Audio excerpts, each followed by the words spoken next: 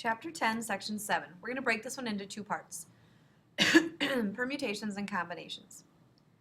Our objective is to learn to calculate factorials, and our essential question is, how do I find permutations and combinations? Vocabulary are the same three terms. Let's start with a permutation. A permutation is an arrangement of things in a certain order. If no letter can be used more than once, there are 6 permutations of the first 3 letters of the alphabet: ABC, ACB, BAC, BCA, CAB, and CBA. We can calculate this by thinking about the first letter. There are 3 choices, A, B, or C. Once you've chosen a letter, you cannot repeat it. So now you're down to 2 choices for the second letter, and the third choice is whatever is left. So we have 3 choices times 2 choices times 1. There's a total of 6 different permutations of those 3 letters. If no letter can be used more than once, how many permutations of the first 5 letters of the alphabet, when taken 3 at a time, will there be? We have 3 letters that we're going to choose, but we have 5 to choose from. After we've chosen 1, we have 4 left. After our 4th choice, we have 3 left. So we multiply 5 times 4 times 3, that's 60 permutations of the letters.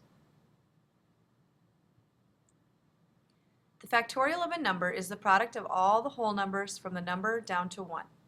The factorial of 0 is defined to be 1.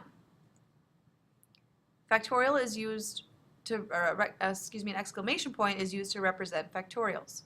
So 5 to the exclamation point is 5 times 4 times 3 times 2 times 1, or 120.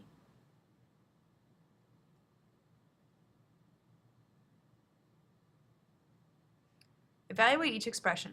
9 factorial.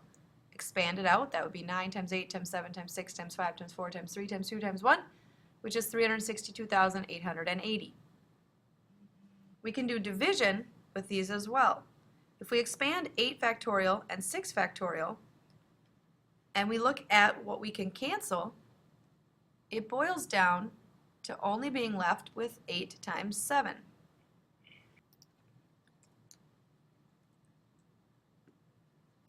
Let's see what we can do with order of operations. 9 minus 2 is 7, so this is 10 factorial over 7 factorial. If we expand this out, we cancel out everything except the 10, the 9, and the 8, which would give us 720. The number of permutations of n things taken r at a time is npr, which is equal to n factorial over n minus r factorial. By definition, 0 factorial equals 1. So let's see what this looks like in action. Make sure you have this in your notes. Jim has 6 different books. Find the number of orders in which the 6 books can be arranged on a shelf. That would be 6p6. So he has 6 books. He's arranging all 6 of them. Using the equation, that would be 6 factorial over 6 minus 6 factorial, which is 6 factorial over 0 factorial, which is 6 factorial over 1. So 6 times 5 times 4 times 3 times 2 times 1. You could also think of this individually. He has 6 choices for the first book.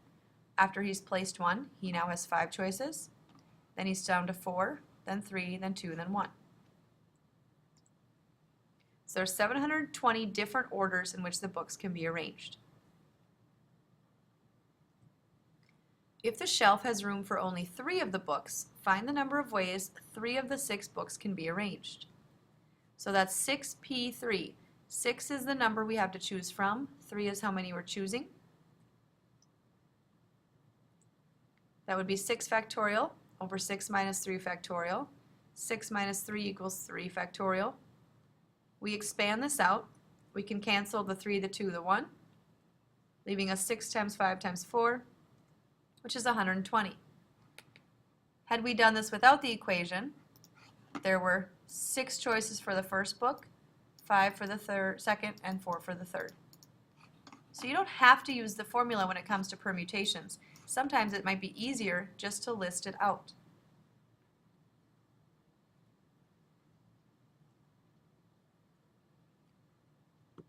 There are 7 soup cans in the pantry. If the shelf has only enough room for 4 cans, find the number of ways 4 of the 7 cans can be arranged. So think about what you're going to do. You have 7 soup cans for the first spot, you have 6 for the second spot, you have 5 for the third spot, and you have 4 for the fourth spot. You can only fit 4 cans. 1, 2, 3, 4. Now let's see if that turns out to be the same when we use the formula. 7 choose 4. We get rid of the 3, the 2, and the 1. We can get 7 times 6 times 5 times 4 for 840. Same thing as what we did, just by listing it out.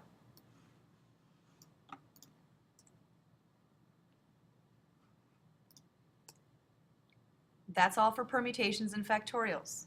We'll cover combinations in the next part.